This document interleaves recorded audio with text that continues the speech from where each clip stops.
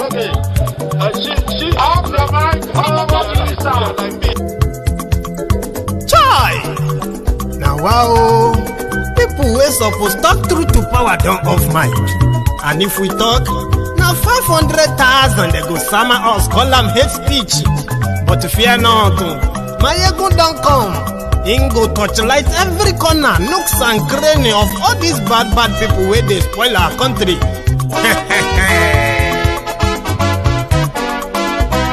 So my people make we laugh, oh yo yo.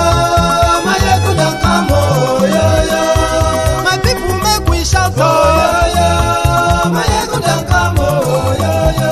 Maiyegun don't come, man of the masses, oh yo yo. Maiyegun don't come, oh yo yo. Maiyegun diary Politico, oh yo yo. Maiyegun don't come, oh yo yo. This one not the off in mind, oh yo yo. Maiyegun don't come, oh yo yo. And in the touchlight every corner, oh yo yo. Maiyegun don't come, oh yo yo. Okay, some people be they holla say they want the power. Chai, them be promise us say we go get light and power. Nah. Them hustle sote they can't get the power. But now they know they do anything with the power. Every day, dollar just they get the higher power over naira. Still them talk say make we off mind. But thank God say Maiyegun don't come. So my people make you laugh, oh yo yo. Maiyegun don't come, oh yo yo. My people make we shout, oh yo yo. Maiyegun don't come, oh yo yo. Maiyegun don't come, man of the masses, oh yo yo. Maiyegun don't come, oh yo yo. Maiyegun diary Politico, oh yo yo. Maiyegun don't come, oh yo yo. This one not they off in mind, oh yo yo. Maiyegun don't come, oh yo yo. Person where they do evil, no one make person talk. Them say that Maiyegun, that man too they talk. He too they talk. Say Maiyegun diary, he they hot like pepper. But every day then they take money in bulk. Woman picking, they the street they hawk. Still them talk say make we no talk. But thank God say Maiyegun don't come. So my people make you laugh, oh yo yo. Maiyegun don't come, oh yo yo. And people make we shout, oh yo yo. Maiyegun don't come, oh yo yo. Good evening to you, good afternoon, good morning, from wherever you're watching from. This is Maiyegun Live. Thank you so much for joining me again tonight. And I think if you are just joining, apart from those my friends who were waiting, who probably have read the caption of the broadcast, read this. It says, Yorubas don't need governors' permission to defend ourselves, because self-defense is a universal right. It is the right that actually make up this whole world what it is. You have every right to defend yourselves against any eventual attack, and that is something that does not need anybody's permission. So there is an impression, there is a general belief that we are feeling somehow disappointed in the representatives of Yoruba in the project Nigeria, the governors, the politicians, the royal fathers, and so many other people who have either kept quiet or discouraged people from standing up to defend what they have seen as an existential threat to their own, living. So you have every right to. And I'm going to let you see reason why it is the right thing to do, and you don't need anybody's permission to do that, except for those who are going to dissuade you from it and allow you to leave yourself so vulnerable to attacks that is imminent. It is not avoidable with the effort. Let me tell you something about grief. I read something about grief, and I realized that we have 5 stages of grief. You know, when something happened to you, for example, divorce, you lost a family member, you lost your job, you lost your relationship, your business, and, lost some money, and you are in grief about what happened, or you voted for APC, or maybe you didn't vote for APC, you supported Bukwari, or you never really supported him. Everybody is grieving. So I decided to go and read about grief. How do people manage their disappointment during the period of grief? How does a country manage their own grief? Then I realized this. Yoruba land currently, those our own political and opinion leaders in Yoruba land, they have somehow enmeshed themselves in this political arrangement that is about to, that is now spelling doom for their people. I'm talking directly to the Yoruba political leaders now. So if you're a Yoruba man watching me right now, I want you to take this message to heart, bit by bit. Everyone knows that it has become a bad deal for whatever they were told in 2014, 2015 about the change they were bringing. It is now obvious that those who brought the change brought home insects infested wood, and the whole household we have to stay up awake, killing these invading aliens. So what is this? What are these stages of realizing grief and managing it? There are 5 stages of that. They say the first stage is denial. The second stage is anger. You deny it. By the time you now realize that, even though you are trying to deny it, but it is true, it is real, then you become angry. Yeah. Then you start to bargain, the bargaining part, which is you trying to find a leverage, find an excuse why things are what they are. You know what I mean? I'm going to break them down to the best of my ability today. And I'm actually going to relate them to the story of us, we the Yorubas, why we don't need the permission of any governor. We don't need the permission of any Oba. You don't need the permission of any traditional leader or anybody from anywhere who tells you that defending yourself is an act of a war. It is not war if you defend yourself. So this is the stage. The stages. First is denial, anger, bargaining, depression, which comes with regrets and all of that. Like, man, this whole thing, I don't know what to do. Then acceptance. Acceptance that it has happened. Therefore, how do you move on from it? Do you want to do you want to die from that mistake, or you just want to now accept that there's nothing you can do other than what? Other than to move on and fix it rather than leave it. We the Yorubas, either by our sheer ignorance or negligence or greed or selfishness, so to say, one way or the other, whether you participated directly or not, we are all responsible for what is happening in Yoruba land today. I'm not going to blame us for what is happening in Nigeria. Let those who are benefiting from Nigeria continue to blame themselves for that. But we, the Yorubas, who encourages those who are standing in for us on behalf of Yoruba land, Yoruba people in the project Nigeria. Nigeria is like a project. Let me just use that phrase because it doesn't really look like a project. It's like a wobbly, badly planned project anyway. But Nigeria is a project that requires the input of all the engineers from the component organization that put it together as a project. You will see people who are architects. You will see those who are going to work as laborers, designers, engineers, and all that. Yeah, as a project to build a beautiful country. And when I say all this these architects of building of a great country, they will come from everywhere because they are building a country that is meant for everybody. That was what it should be. So we, the Yorubas, our own engineers, those who are representing us, who are supposed to be making the deal for us in the project Nigeria, for 60 years, the best deal they have given to us is the poverty, the underdevelopment that we have right now in Yoruba land, the joblessness now, the insecurity, that their negotiation, their participation, their deal, the deal they brought for Yorubas from Project Nigeria in 60 years, especially in the last 5 years, the Yoruba representatives in the Project Nigeria, that's the deal they brought for us. Insecurity. Now they are telling us that, listen, insecurity is everybody's problem in the country. Hey, kidnapping and terrorism is not our problem in Yoruba land until you made that deal with the devil. Don't ever mix that up, okay?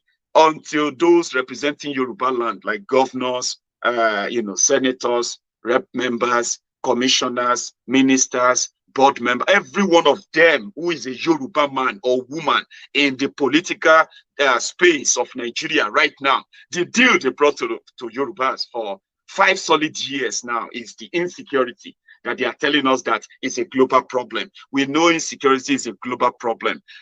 And all this type of insecurity or crime, they are peculiar to different places that we know of. But in Yoruba land, for foreigners to come to our land to kidnap us for money is not part of the security problems that Yorubas bargain for. And Yorubas can actually ward them off. We can defend ourselves. But because it is also part of the deal that those criminals who are representing us, speaking for Yorubas as governors, as senators, as all these other fucking positions they claim to hold, speaking for Yorubas, they are now telling us that we should accept it. That since it is a global problem, that it is a normal thing in the northern Nigeria, that school children should be kidnapped and sold off as slaves, sex slaves to terrorists. That we should accept that because it is a global thing and the whole world is trying to fix the same problem. Hello, we know where they come from. And you don't need any Yoruba governor or any governor for that matter to defend yourself, because the governors are the hoodlums. The governors are the bandits because they were in bed with them. Do you get that now? So first is denial. When they brought in this calamity in 2015, and the wahala, they form. People were talking about body language. Oh, Boko Haram's body language is going to fix corruption. Boko Haram's body language is going to fix Boko Haram and fight and end Boko Haram. In fact, Boko Haram's body language was already fixing the Boko Haram. Boko Haram's body language was already fixing the electricity. And now power everywhere. You remember that time? People were telling you that what is coming. Even though people knew that things were about to go south, but they were living in denial in early 2016 when it became obvious that they have entered one chance, especially we, the Yorubas, including those people like the royal fathers that participated in the emergence of this APC in Yoruba land, or the political participants in Yoruba land who brought about this calamity that is about to consume all of us now. They were living in denial. They were telling themselves that, no. Hey, the economy don't crumble. Oh. Hey, people are already losing their jobs. Oh. Hey, things are already going bad. Oh. Hey, Boko Haram, blah, blah, there are some new guys, though. They are called Fulani herdsmen, Fulani terrorists. So, hey, what's going on? Oh, you get that? Hey, Boko Haram denied the list of ministers. The list, the name sent to him by Tinubu. Tinubu sent their names to Boko Haram in 2015 to be made ministers. Remember? So Boko Haram they just trashed the list, and Amoson gave them the normal list. The people who later became the minister. All of that, and those people, including the Sarakis and co. You remember the story? 2015 now, I'm talking about 2015. So when they all realized, when the calamity was eating everybody little by little, they scratched their body small. They scratched them small. They were living in denial, telling themselves that maybe we just have to let him do that because, it's not really going to be that bad. Let's give him the chance. It's not good. Some people were asking themselves, hey, are you sure that we never make mistake like this? Investing in this jihadist, deaf and dumb money coin. Are you sure this one will be bad business like this? They were telling themselves, Atiku and Co, Kwakwanso, Dinomelaye, all of them. Are you sure so this is not be bad? This one will be bad business. They were like, no, we can't be. They can't do all of that. They were living in denial. Was this guy going to Islamize Nigeria? Is he going to Fulanize the federal government of Nigeria? Is he going to turn everywhere to Fulani, this Fulani, that? No, he can't do that. No, it's not possible. They were living in denial. That was the first stage of grief after they made the mistake of bringing a demagogue into power, bringing a jihadist into power from all over the country, including his own brother, who thought he is their brother. Atiku is a Fulani man. There are so many. Kwakwanso is a Fulani man. So all of them, they were living in at the first stage, they were living in denial. Maybe he's not targeting them. Maybe he's targeting other people. Maybe it's not for them. Maybe it's for other people. And the story today is that, and when they realize that Bokuwari has no friend, if you are not interested in whatever global Fulani agenda they say they are pushing, that some people are still living in denial of. What stage are you? Are you still at that denial stage? I don't think so. Some of you have known the truth now. Maybe when I proceed further, when I go further, you will know which stage you are at right now. Because this journey started in 2014.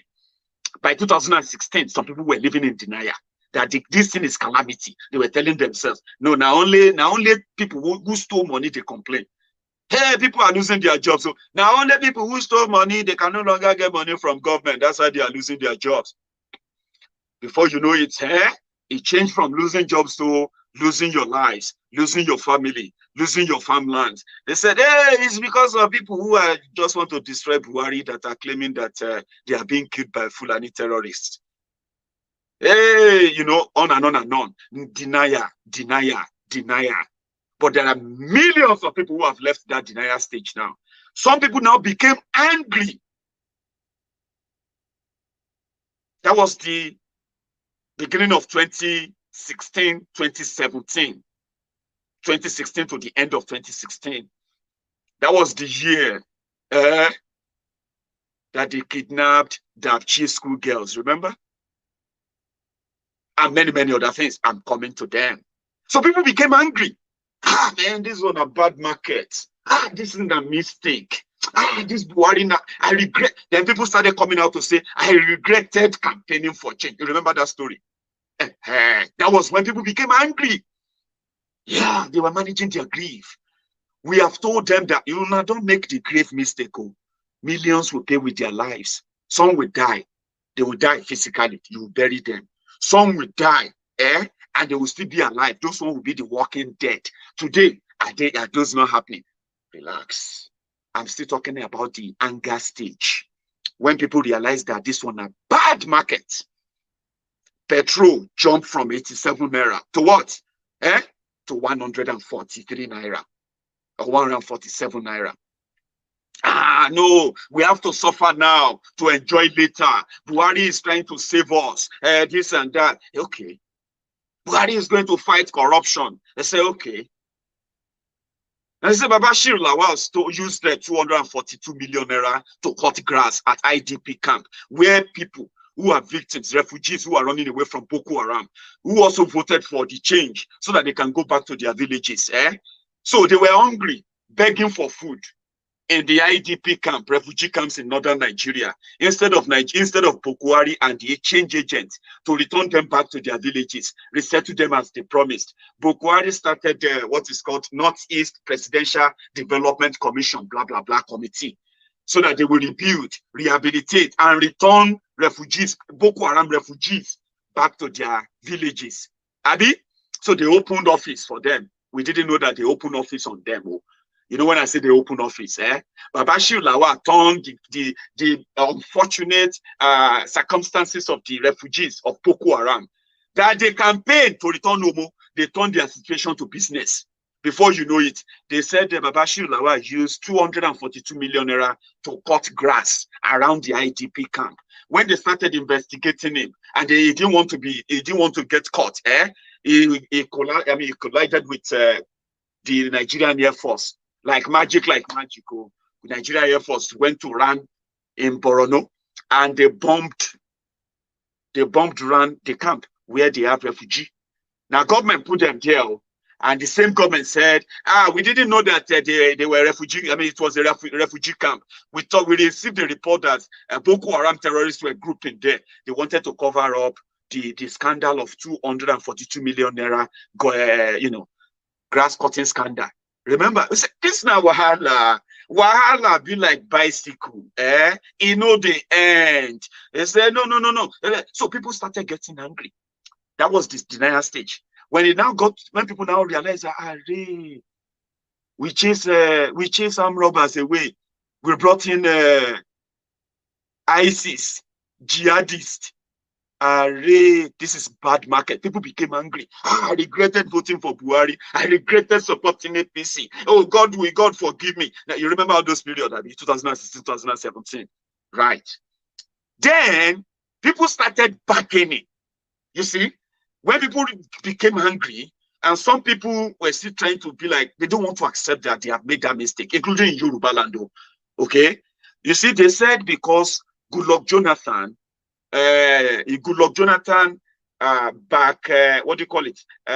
reduced Yoruba to second class in his government. Yorubas have no real say. Not knowing that, well, they managed to manipulate the people anyway. Not knowing that the Yakubu Dogara, sorry, not even Dogara, Tambua, you remember Tambua, who became Speaker of House of Representatives in 2011, was a product of Tifnumbu, Bajabia Mila, and so many other Yoruba ACN members, sponsored by Tifnumbu to move against Akonde. You remember that woman? What's her name again? Mojisola Akonde or something. She's a PDP House of Rep member from Osun State, a Yoruba woman. PDP nominated her to be the Speaker of House of Representatives because Jonathan is from Niger Delta, and they are going to give the Senate presidency to somebody from Middle Belt. You remember, what's his name again? This former general. If you remember his name, David Mark. Since David Mark will become the Senate president, then let a Yoruba woman become the Speaker of the House of Representatives. It was the Tinumbu, it was these Hallelujah boys who are now telling us that they love Yoruba more than the real Yorubas today. They were the ones who moved and made Tambua from Sokoto the Speaker of the House of Representatives. And that is why when Tambua became Speaker, Tifnumbu believed that he has built an ally in northern Nigeria. And that was the moment he began believing that he can actually become somebody so great and big in Nigeria if he can give the northern Nigeria something more politically, so that they can give him something back. That was the moment too.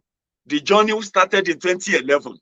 Those who denied Yoruba, the real voice in the Jonathan's government, they were the Yorubas. Tinumbu is alive. I don't know if Akonde is still alive. She is in PDP.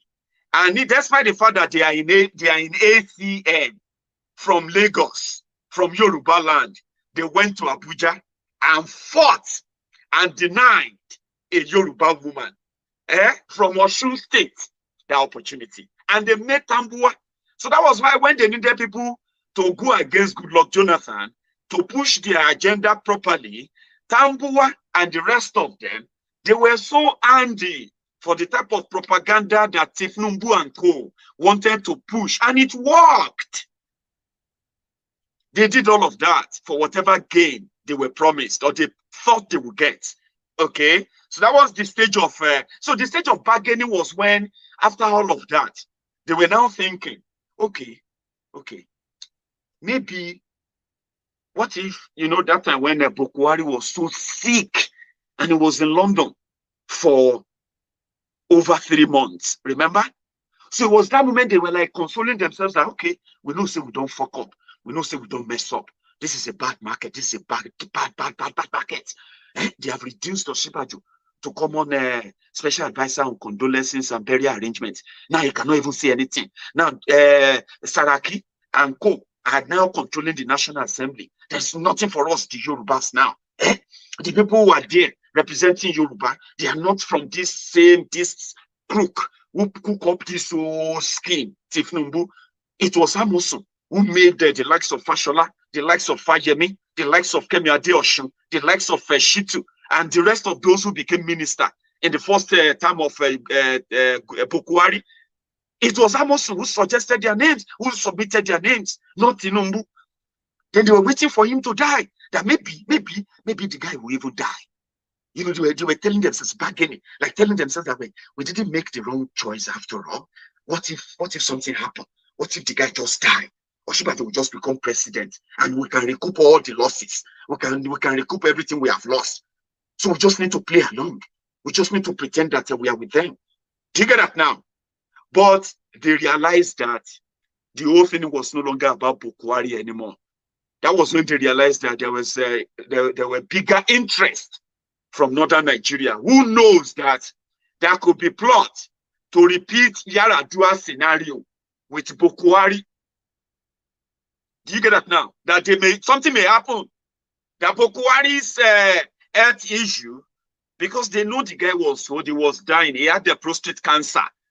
Bokuwari had prostate cancer, something that is so much peculiar to people of his age. They have all the data. Same way, Obasanjo knew that Yaradua had leukemia, that he had blood cancer, and it's just a matter of time. Okay, they can manage it, they can try, use chemo, use all of that, but it's a matter of time. It's going to give in. So I don't know much about pancreatic cancer, yeah, or prostate cancer, what's it called, yeah. But they knew then he had it, and he's been managing it for more than 20 years, right? So they just play their card open, and the northerners themselves, they know the same story, they know the same secrets. They know that Bokuwari has a health issue, and they will never let something that happened during Yaradua happen again for another southerner to complete the tenure of a northerner and then attempt to go for another term. It's not going to happen. Do you understand that now? So that was the birth of this cabal. That was when Tifnubu knew that even though they agreed to make him a guard, the president of a country, that will later ruin and destroy the economy of that same country, render the people wretched and lead them to poverty. Even though they knew that would happen, they thought it was something that would happen, you know, for a few time, and the man will give way, and it will open door for them to achieve the dream that they have been dreaming of. Right now, that didn't happen. That was the bargaining time. The cabal ensured that even if you think Buhari will die, somebody else will wear the mask. That will tell you, say Buhari die, and they will swear in your friend, Oshibajo, your houseboy, the one you sent from Lagos, the guy that is always carrying your handbag. So that one will now become president. Just same way, the guy that was carrying handbag for Alamesia from Bayelsa State was made president, because that's how they see you, by the way. No offense. That is how they see you from the southern Nigeria. You are those who are just making yourself feel important. You feel important. They don't see you as important people. They see you as people, the wannabes, who just need power, who want to share power with them. And they can choose who they want to give it to or not. And they are not going to let that happen again for any southerner to complete the tenure of a sick, incapacitated northern president. And that was why when they needed the best, when they needed ally, friend, to help them push that Bokuwari was sick, the National Assembly of Saraki, the Saraki and Dogara themselves, they knew the plan. And they knew that Bokuwari was completely brain dead. They knew it. They went to London, they saw him.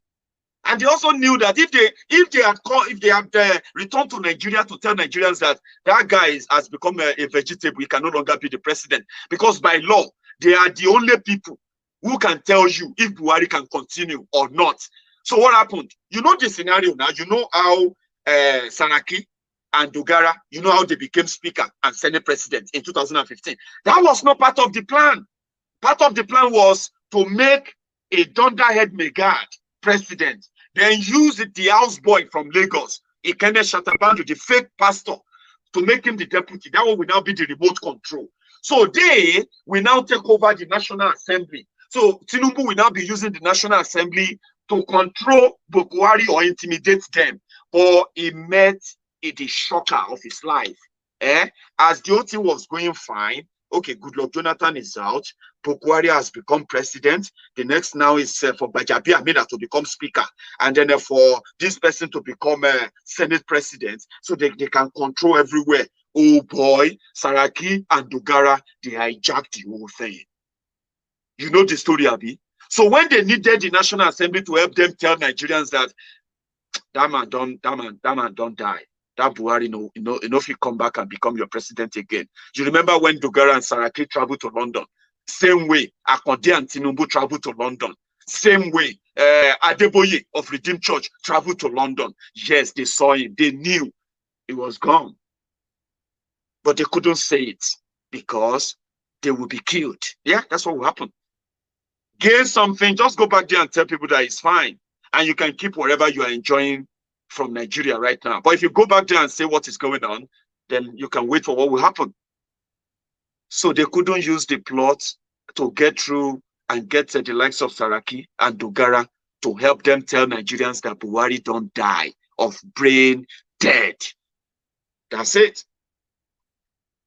So he's incapacitated. He couldn't continue as the president of Nigeria anymore. He's demented. He's completely unhealthy to continue.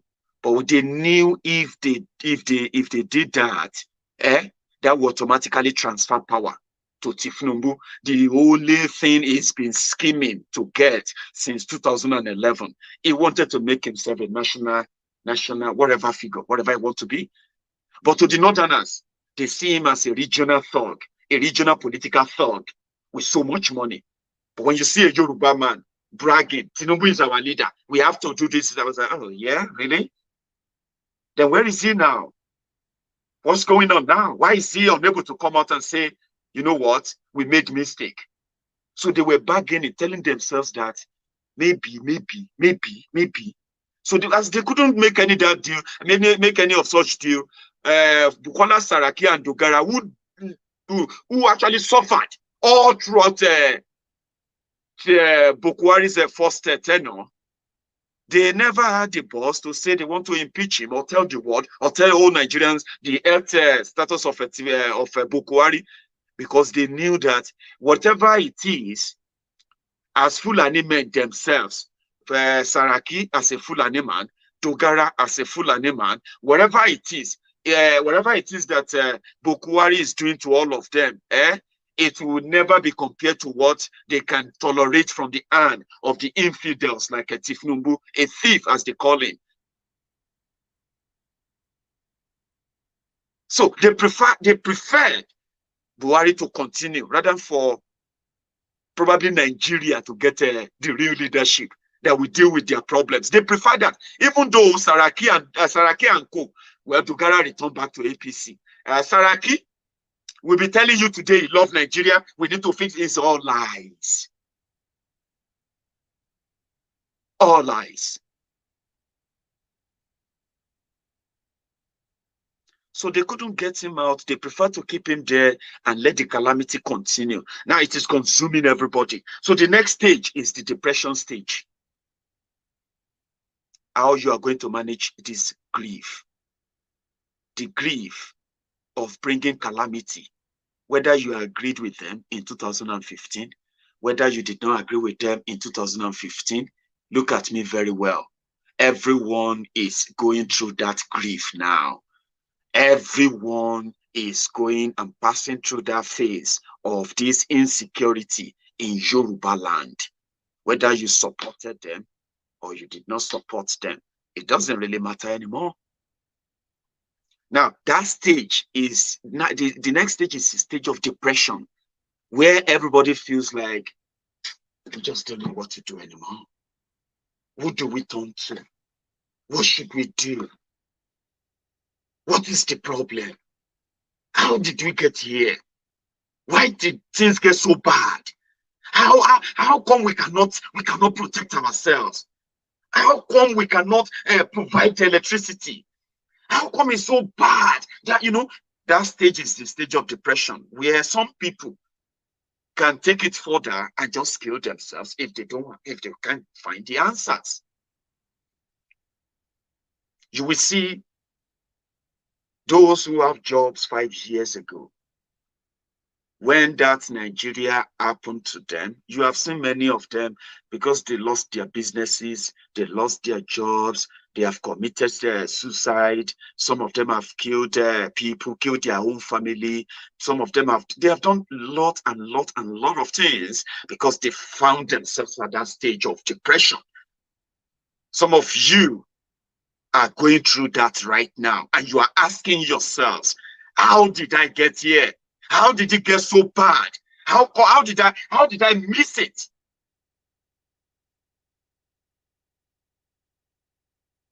Do you get it now? That's the stage. As a Nigerian in Nigeria, who is affected by all of these, government can protect you, but they can protect a terrorist. They can give them deals. They can compensate them. Hello. And when you ever stand up to defend yourselves, you attack the criminal. You attack a provocateur. You attack the enemy. Somebody who just want to start violence. Defending yourselves. When defending yourself becomes crime, then that's that stage. You just ask yourself, what is going on? I wish I could just leave this country. That is the stage. Because you can't find the answers. You can't get the answers. You've been asking yourself, what have I done wrong? Why did my marriage collapse after I lost my job? Why did they kill my father? He did nothing. He was just an armless man traveling to go to his village. He got waylaid, kidnapped, and killed. Why? Why have I been without any job in this country? For 5 years after graduation. Why?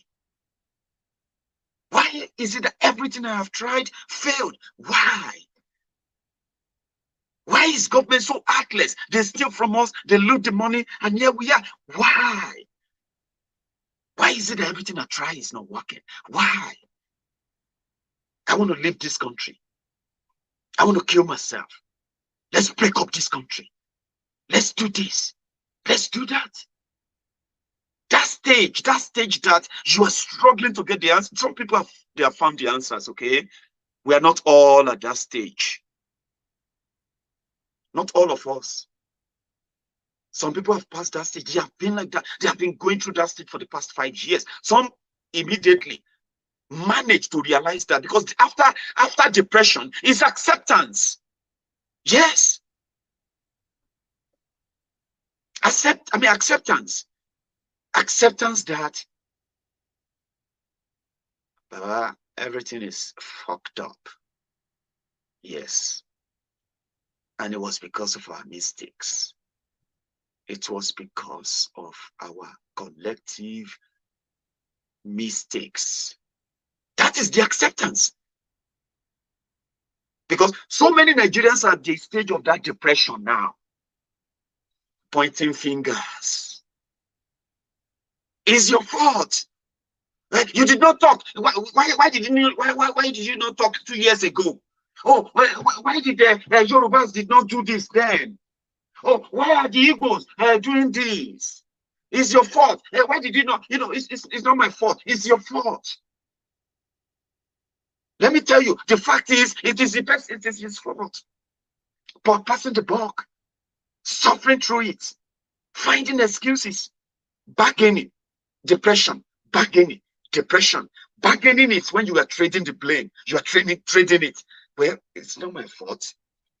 At least I didn't vote for Buhari. At least. Well, it's not my fault.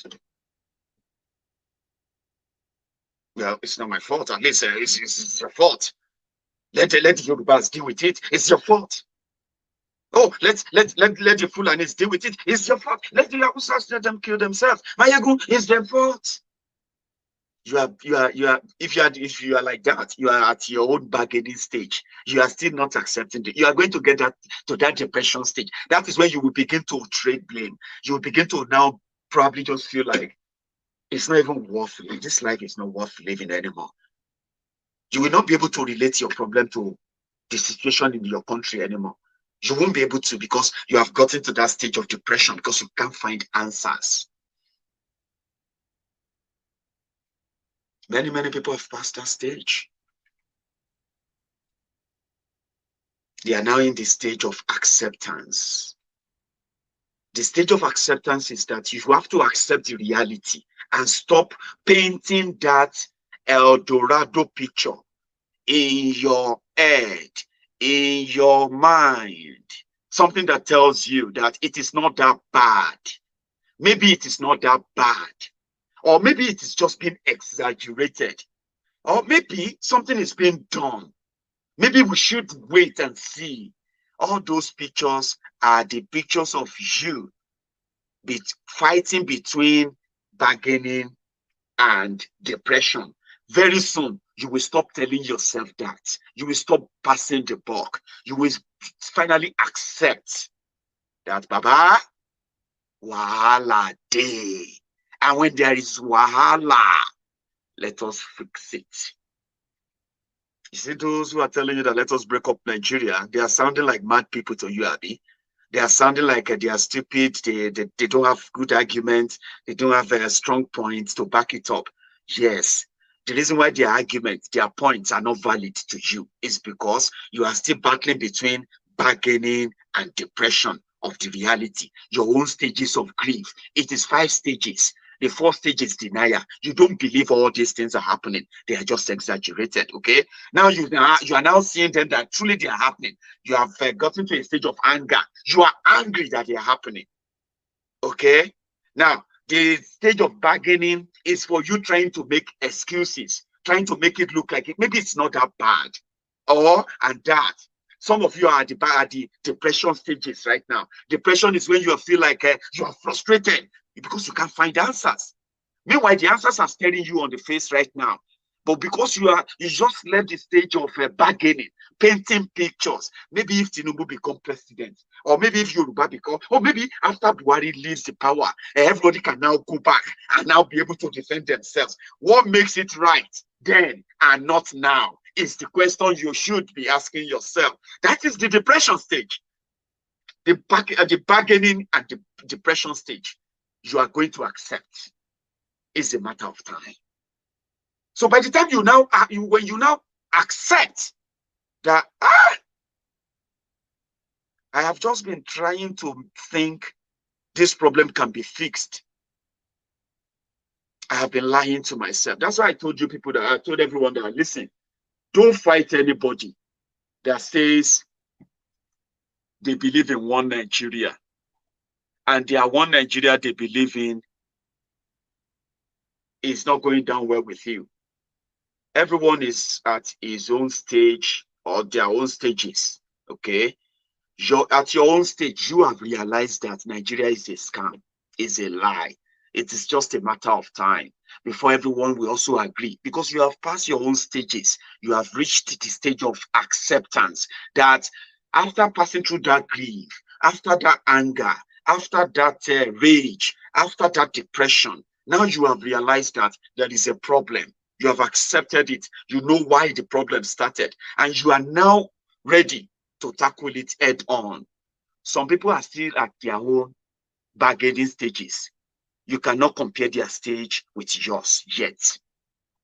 Do you understand? God is great. Adamson, thank you so much for your super sticker there.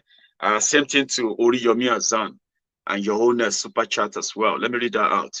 Keep doing your good job, Maiyegun. In addition, let more broadcasters, both online and on ground, one moment. Okay, let's get more broadcasters, both online and on ground, that we keep educating our people about Oduduwa. Yes, we're getting there. More and more people are subscribing to taking up the challenge of educating and raising the awareness about Oduduwa Republic. And we are also going to begin to raise money to fund those teams and groups in Nigeria, in Oduduwa land, who are ready to go about and spread the word, why Oduduwa Republic will always be better than whatever Nigeria has to offer you. Thank you very much, Oriyomi Azan. So if you're at your own stage that Oduduwa Republic, is because you have gotten to that stage of acceptance. You are no longer lying to yourselves. You know that indeed something is wrong. You have found out what is wrong, and you have realized that it is the connection between the those who make up the country called Nigeria. It is that connection that is not there, that is missing, that should be completely severed. Sever that, that's a connection, and you will have a beautiful country of yours where your own rights to defend yourself is enshrined in the constitution, in the law book of that country, if you know what I'm talking about. So if you have reached the stage of acceptance, and that is why when you get to the stage of acceptance, you don't want to go back to that life. You don't want to go back to that world where you are bargaining, trying to find solutions. So if you have people who are campaigning for one Nigeria, they are their own bargaining stage, okay? It is just a matter of time, okay? Give them time. They will also join you at the acceptance stage after they complete the orderly stages of grief, of bringing about the calamity of APC. They've been, some of them are still living in denial, but many of them are living in anger right now. So many of them are living through the stages of the stage of bargaining. So many of them are living through the stages of depression. By the end of 2021, you will have more people in the acceptance category who will then be demanding for either Biafra or Oduduwa Republic. And take my word for it, it will be a glorious day, a glorious time that will make all these efforts today to worth it. Do you get what I mean now? Oh, Neo Fife went to Abuja to go and see Bokuwari. They are still, some of these political class in Nigeria, they are still at their own, at the elite, they are still at their own bargaining stage now. So many of them, royal fathers, and so many other political class, yeah? They believe that they can use bargaining, negotiation to bring peace, where two camp or two groups, one armed, one unarmed, they are now making peace between two groups where the Fulanis, they have guns. The Yorubas, they don't have guns to protect themselves, or they are not allowed to carry guns to protect themselves. Now, the Yoruba elite, they are their own bargaining stage now, trying to see what they can do, trying to make up excuses for reason for peace. And Ooni of Ife went to Abuja to go and see Buhari. This is what he had to say to the press when it was coming out. They know the existential threat of Fulani terrorists in Yoruba land. They do. But because they want to be politically correct, they will still like to say, you know what, we want peace, we want peace. They don't want to define that peace. What makes it right for a Fulani herdsman to carry AK-47, and it makes it wrong for a Yoruba farmer to carry the same AK-47 to his farm? If a Fulani man says AK-47 is to protect him and protect his cow, what is then wrong if the Yoruba elite go to that same Abuja and tell those people in Abuja that our Yoruba farmers will be carrying AK-47 to protect themselves and their farms? What is wrong in that? But listen to what Ooni had to say after meeting Bokuwari in Abuja. Watch this.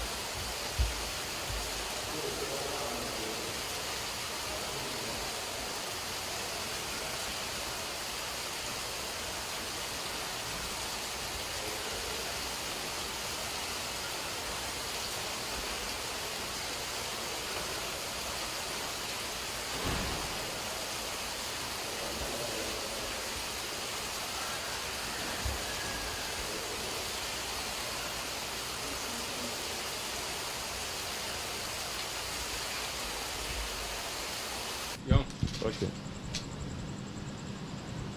Your Majesty, may we know what informed your visit to the President this evening?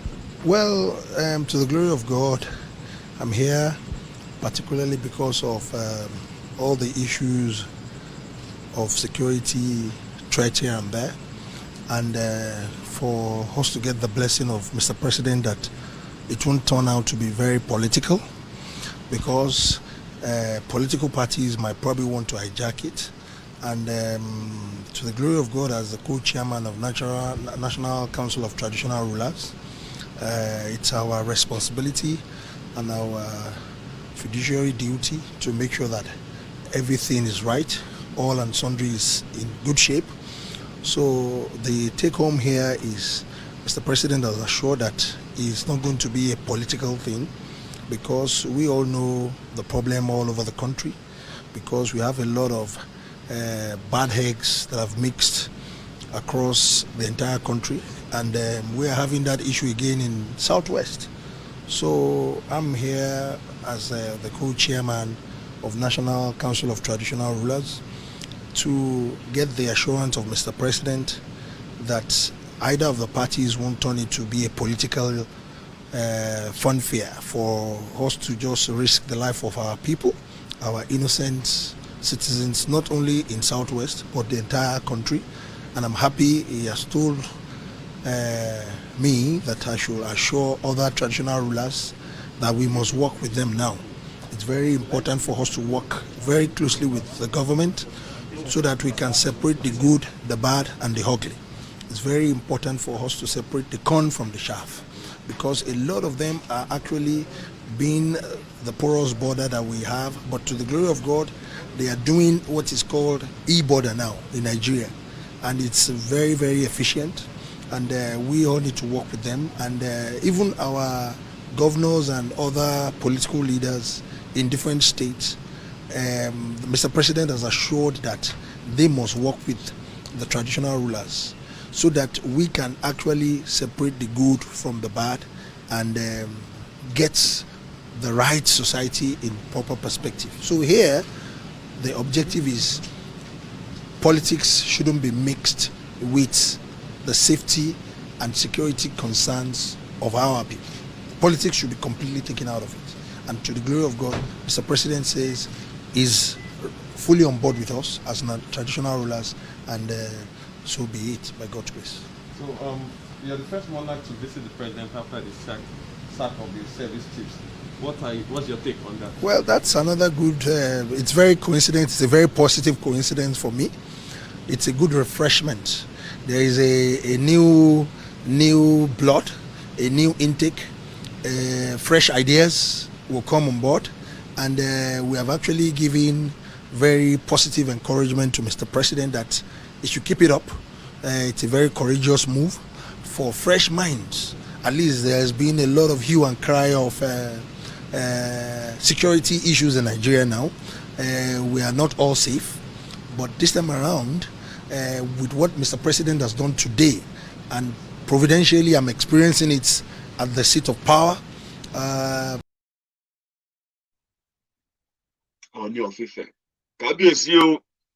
Because we will continue to respect the Uriade, especially from the source, Ile-Ife. Kabiesi, Mr. President has assured you, he has assured you that they won't politicize it. And then what? Both sides. What do you mean by both sides? And he also said something about the porous border. Kabiesi, porous border means criminals are already in Yoruba land. Are those the people you want to placate and negotiate with? Kabiesi is also at the stage of bargaining. The elite of Yoruba land, they are coming to the party late. So that's why we're not going to really take it on Kabiesi. Please don't take it on Kabiesi or Ni of Ife. Stay in your palace. Stay in Ife. Let the true Yoruba sons and daughters meet you in Ife and tell you their strategy on how to protect Yoruba land. Kabiesi, there is no promise that Buhari will give to you that is, well, that is, worthy of the piece of paper they write it on. Do you get that now? And all of you, I mean, Kabiesi, Oni, you should know better. It's a scheme that Bukwari himself cannot protect his own people in Daura, Katsina State. What assurance is he giving to you, the people of Ile-Ife? What assurance is he giving to the you people of Osun State, where they have taken over almost entire Ijesha land right now? But that is a story for another day. Ijesha is another Zamfara. Kabiesi, stay in Ile-Ife. Let the Yorubas defend themselves. We don't need Mr. Buhari's permission to protect ourselves. We don't need Mr. Buhari's permission to protect Yoruba land. And diplomacy that they are trying to employ is just a tactic way of grieving. They have seen that the deal that any of them or all of them made with Nigeria is so bad that it's about to consume them.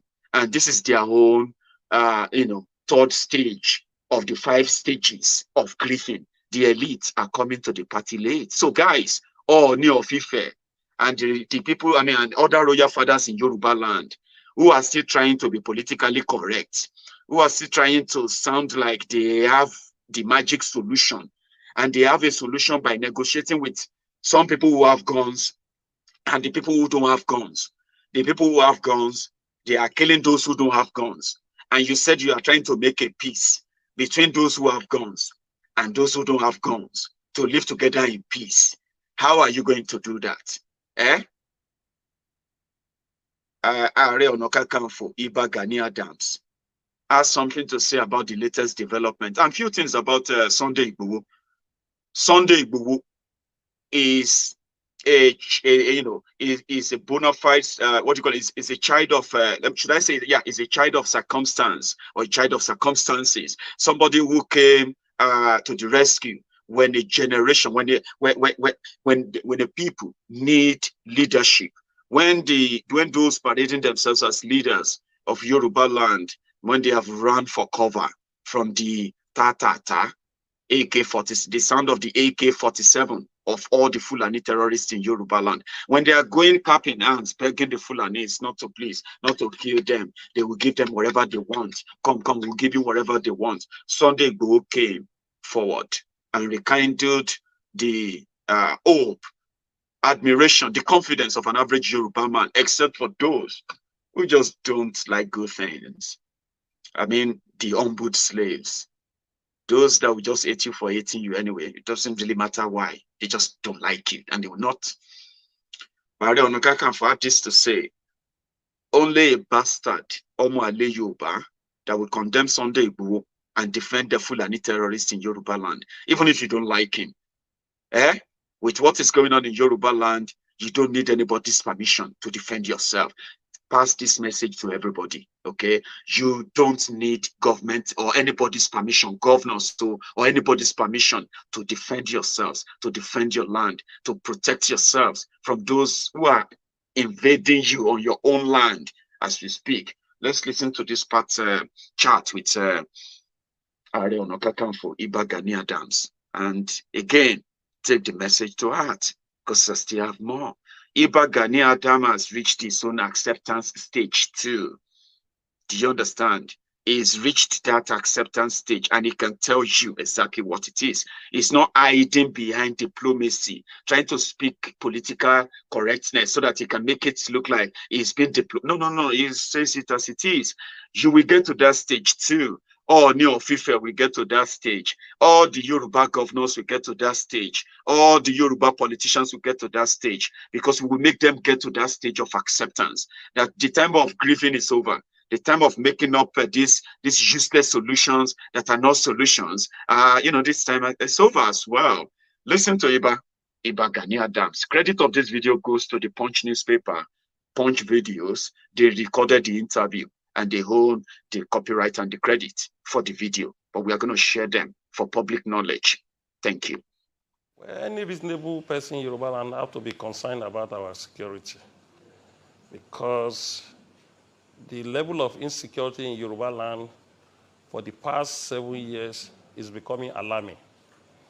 And we realize that we have to let the international community knows the implication of that. we have been living in peace and harmony within Yoruba land for more than 10,000 years. But our experience for the past 7 years is becoming uncalled for. The major problem is some criminal Fulani herdsmen who maim and kill our people in the farm, who destroy the crops of our people, and who even discourage our farmers.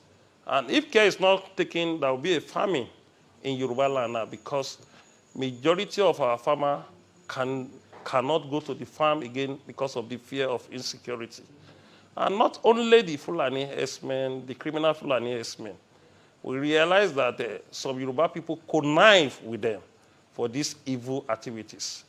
I'm not condemning the Fulani as a tribe. We have the genuine and the peaceful Fulani people in Yoruba land who have resided in Yoruba land for a period of 80 years, who have been living peacefully, that even can speak Yoruba more than the Yoruba people. There is no country, there is no tribe that you won't allow other tribes to involve in your society. So what we are saying is that the peaceful Fulani and the legitimate Fulani who are not criminals should be able to expose the criminal people among them. If anybody is a criminal within the Yoruba land that will soil the image of the Yoruba people, Yoruba will link the information to the law enforcement agent. And they will link the information to the traditional ruler of the community. And we realize that even those who are peaceful within the Fulani, who have been living with us, refuse to divulge the information to the authority. So, and that was what led to Yoruba people started having an interest to the Fulani residing in their land. To the extent that if Yoruba cited 7 or 4 Fulani, 5 or 7 Fulani, they'll be having a mindset of security threat. And the issue provoked the people of Ibarapa, and even provoked the people of Okeogun. And you know Sunday Igboho was part and parcel of that axis. Sunday Igboho come from Igboho community. Igboho is part of Okeogun. And Okeogun and Ibarapa is a common community in Oyo State. So definitely, those who know that Sunday Igboho have some security antecedent, they call him that he should come and defend them on the murderers who kill and maim and kidnap them in almost every day in that area. Brave people will come to join more brave people.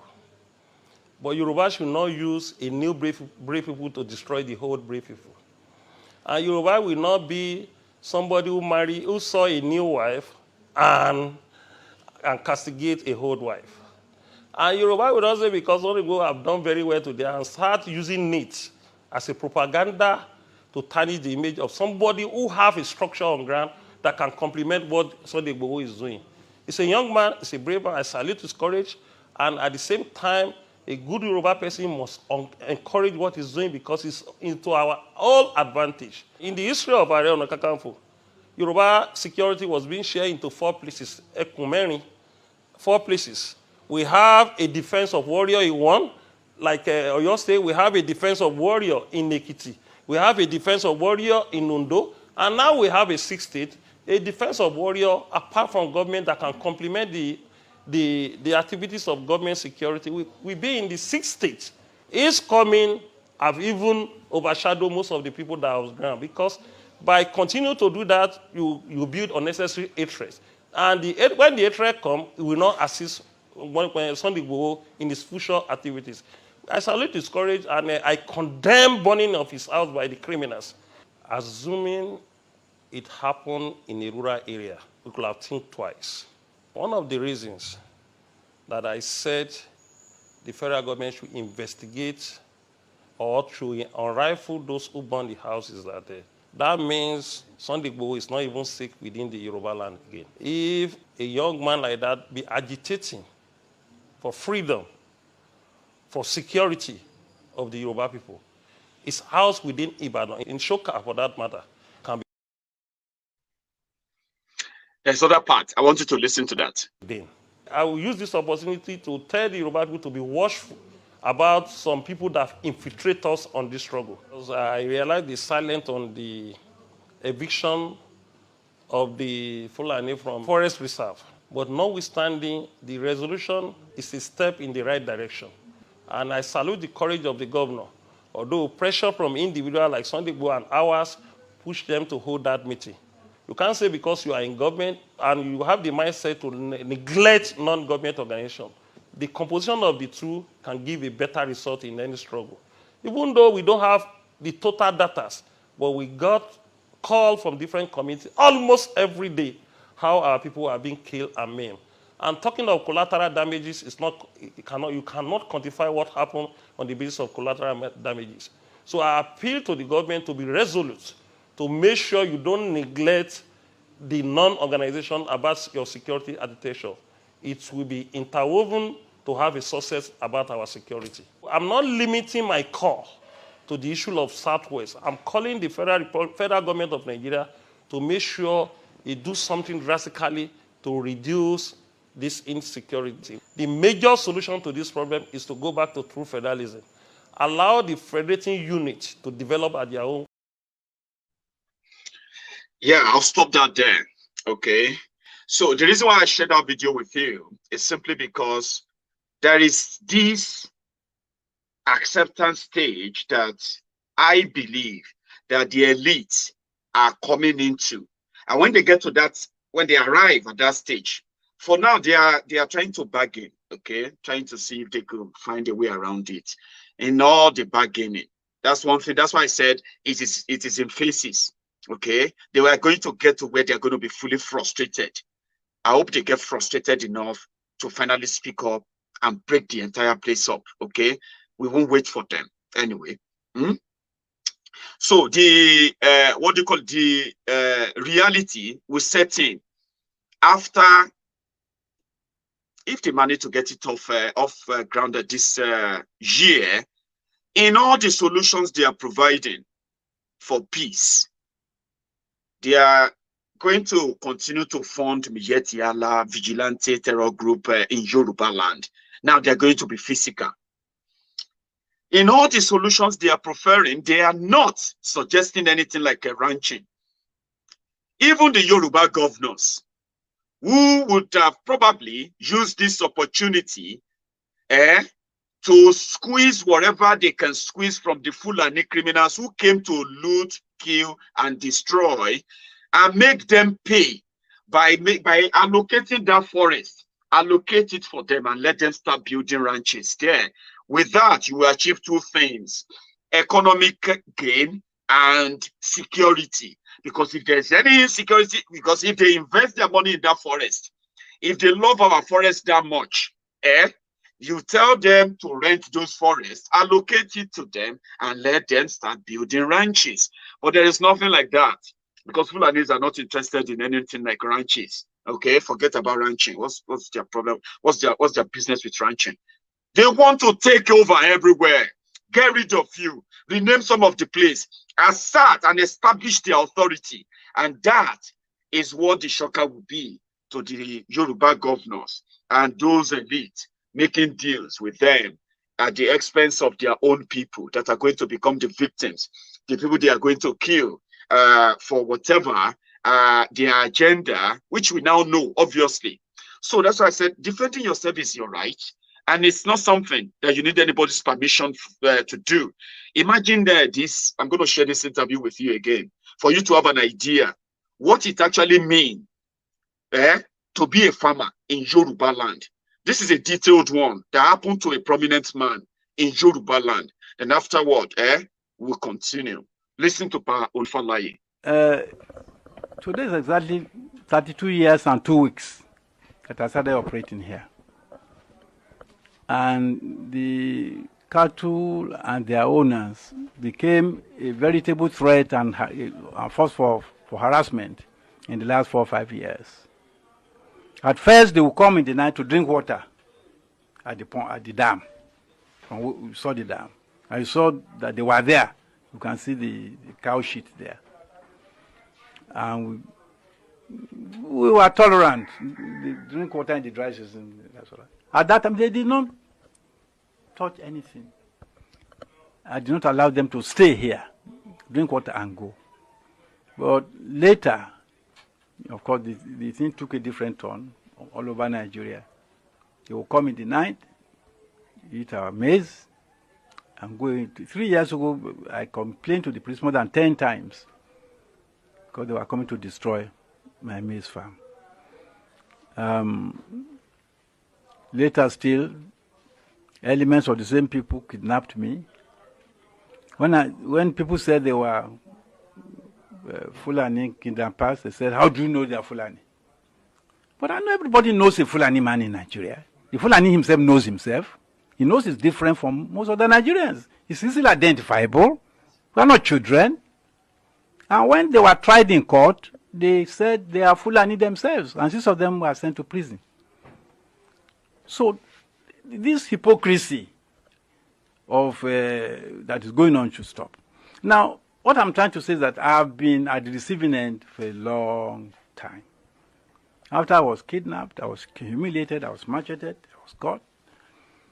They came back and killed one of my guards, Ayo. His case remains an unsolved murder case with the police. They killed him and they took away his heart. They opened his chest and took away his heart. The double barrel gun, my hunting double barrel gun license, which he had, they took it away from him and killed him. And every year they set fire to my farm. You know why? There are 2 elements to the action. The first is economic. I'm an economist, as you know. In anything, I try to see the economic component. They burn these farms, the non-cropped areas, because you see the grass is already dry. Cows don't like that. So they will burn the grass.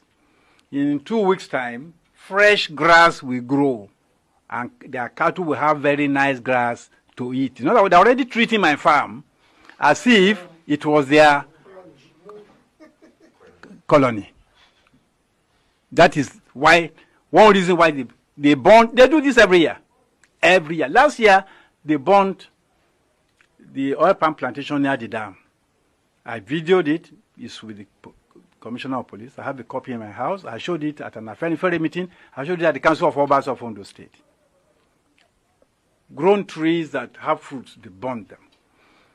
Now, that is not so that cattle can have fresh grass to eat. Grass does not grow on palm trees. So you want to know, why did they do that? To do something that does not enhance their own welfare. It can only be an act of malice and hatred. I believe they have malice against me, they hate me. That is why they will burn my palm trees. They will uproot the palm trees I planted and throw the seedlings away. That does not help their cattle or themselves in any way. Why do they do it?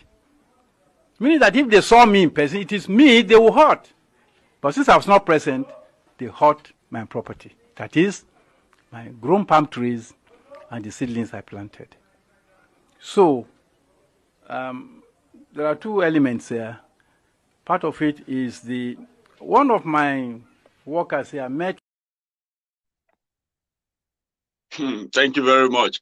That is a Pa Olufalaye. I decided to share his story because his story is pretty much detailed and relative to the story of those who have become victims of kidnappings and then attacks, or their farms being ransacked by terrorists in Yoruba land. That's Yoruba land, though. I'm still coming. I have another one that you're going to listen to. Because when people ask you, how are you sure they are Fulanis? Don't let us just call them Fulanis and blah, blah, blah, blah. We have witnesses. We have eyewitnesses. Olufalaye was kidnapped. His farms were burned down. You saw the video. You saw all of that there, yeah?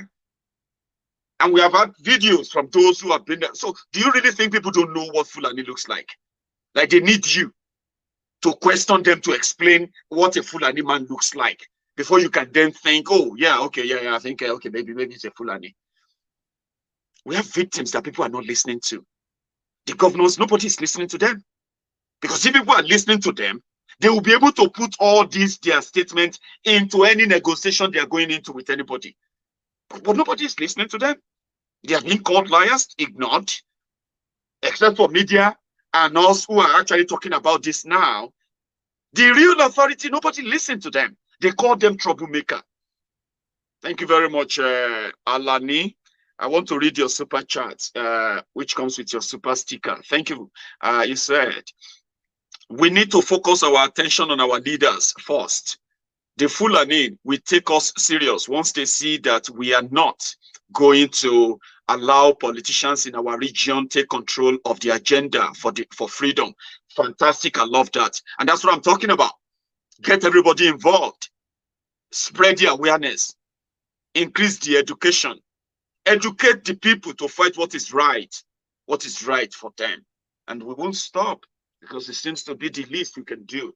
Educate, enlighten, and keep everyone abreast of what is going on, so that not everyone will completely be shocked whenever all these things happen to them. We have eyewitnesses, and you can't ask people and say, "How are you sure? How are you sure?" People who are kidnapped and they stay with their kidnappers for days. They walk in the forest with their kidnappers. They listen to their kidnappers communicating. And you will sit down there because you've never really experienced it. Olufala has experienced it. He's supposed to be one of the elite in Yoruba land. Listen to this. Enemy. Because it looks nice for me to stand here before you. You needed to see me when I got rescued.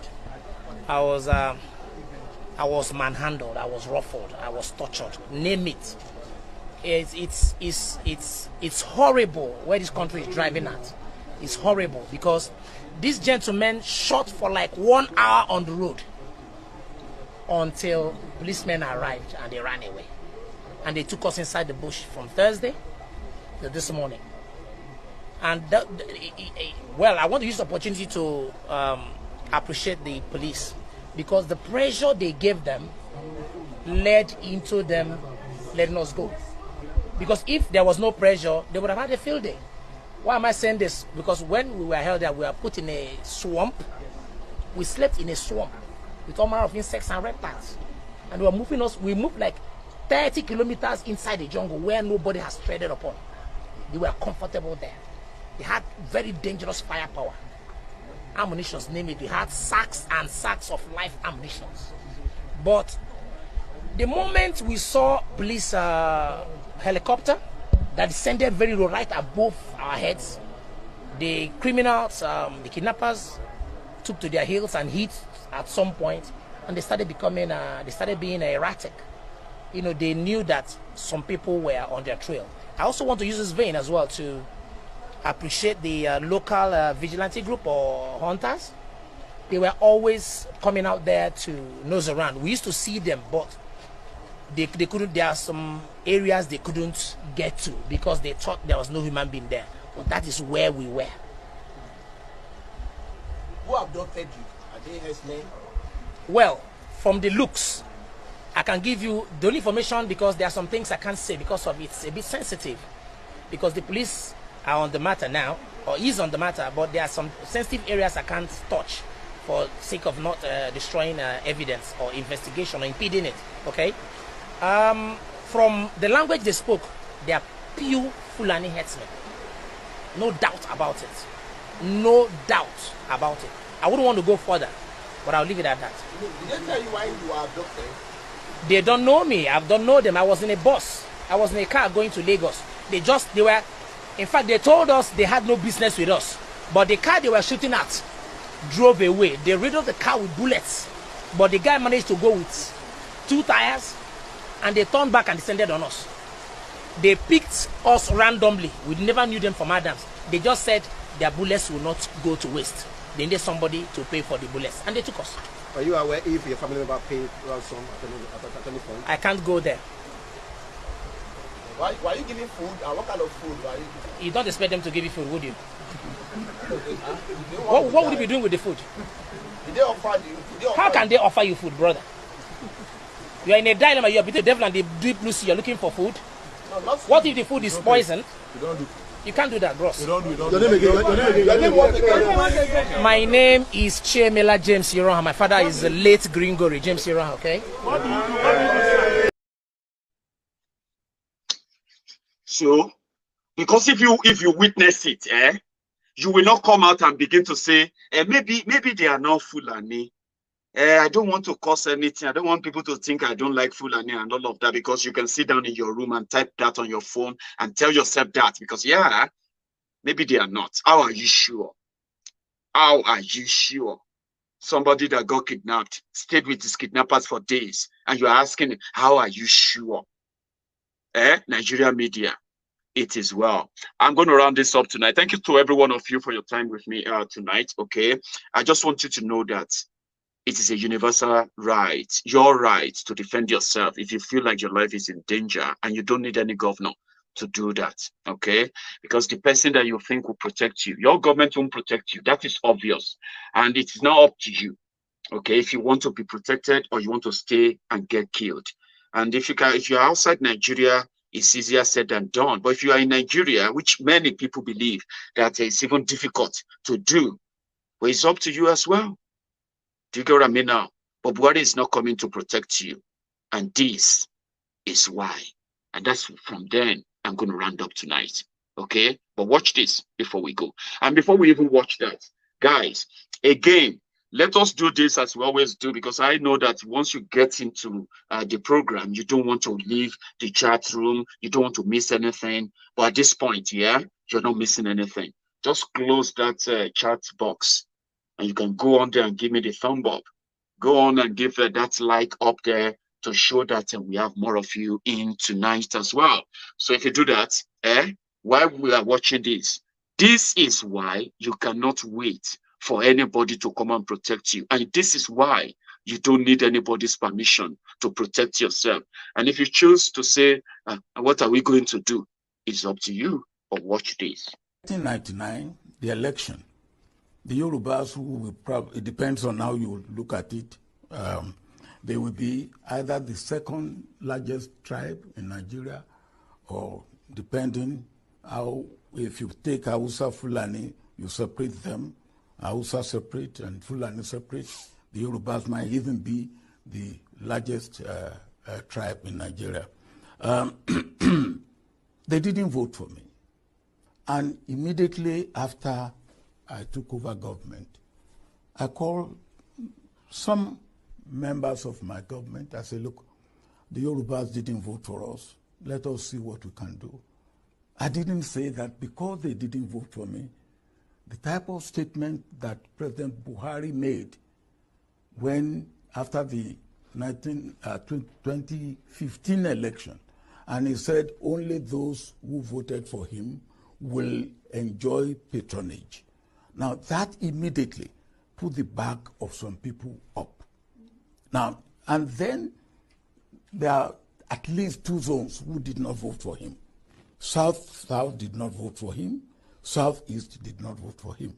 And anything he does, they see it, oh, he has said those who did not vote for him will not enjoy patronage. So you divide them. You made it they and we straight away. I wouldn't do that.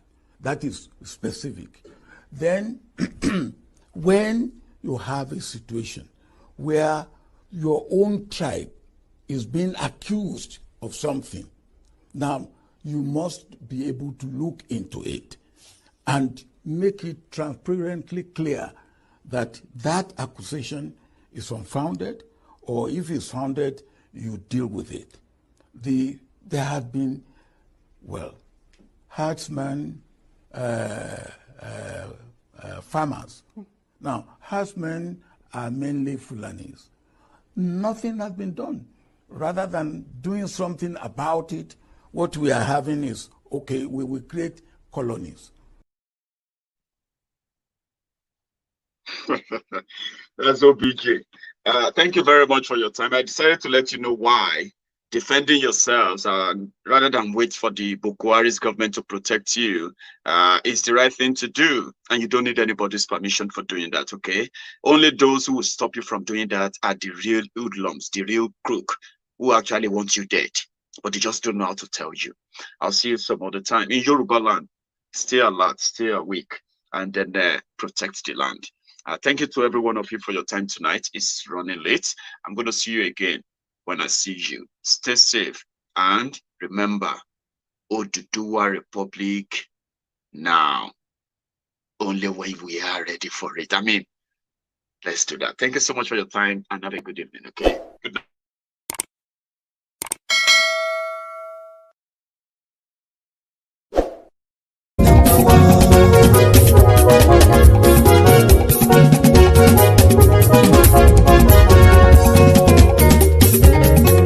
Àní ẹ̀sùn ràkì. Maiyegun ti dé. Maiyegun ti dé. Ọ̀jẹ̀lú ẹ̀sùn ràkì. Maiyegun ti dé. Àní ẹ̀sùn ràkì. Maiyegun ti dé. Lórí Facebook. Maiyegun ti dé. Àní ẹ̀sùn ràkì. Maiyegun ti dé. Lórí YouTube. Maiyegun ti dé. Àní ẹ̀sùn ràkì. Maiyegun ti dé. Bọ́ba bá gbé wúrẹ́. Àní ẹ̀sùn ràkì. Maiyegun ti dé. Ijó ìgbádìyẹ. Àní ẹ̀sùn ràkì. Maiyegun ti dé. Pẹ̀sìdó bá rúfin o. Àní ẹ̀sùn ràkì. Maiyegun ti dé. Kí gómìnà kówó jẹ. Àní ẹ̀sùn ràkì. Maiyegun ti dé. Ọlọ́pàá tí ń darí bá. Àní ẹ̀sùn ràkì. Maiyegun ti dé. Aṣòfin tí ń rúfin o. Àní ẹ̀sùn ràkì. Maiyegun ti dé.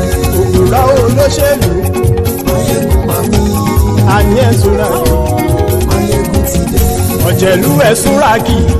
Maiyegun ti dé. Àní ẹ̀sùn ràkì. Maiyegun ti dé.